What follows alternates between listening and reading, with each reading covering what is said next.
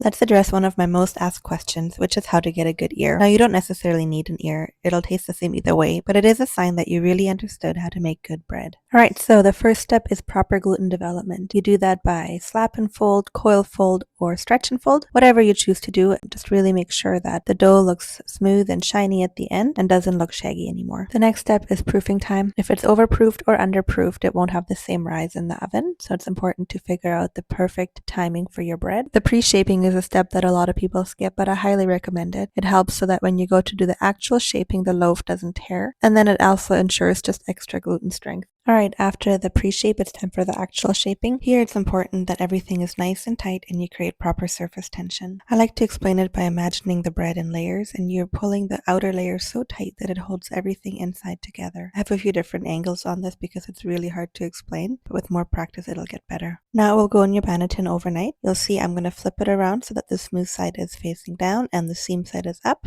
After 12 hours, I take it out of the fridge, which brings me to my next point, which is a cold dough. The cold dough gives you a much better oven spring, and it's a lot easier to score. So if you've been wanting to score nice designs, try doing it with a cold dough. I often see people scoring way too far over on the side. It's important that you still go down the center of it for the main score, and you hold your blade at an angle, so not straight up and down, but at a 45-degree angle, and then score straight up and down in one smooth motion. Once you've done your initial score, you can go over it a few more times to make sure it's nice and deep. Make sure you put your cold dough into the hot Dutch oven and bake it for 15 minutes with the lid closed. Do not open it during that time. And that's it. You should be able to get a good ear every single time. If you try any of these tips and they help, please let me know.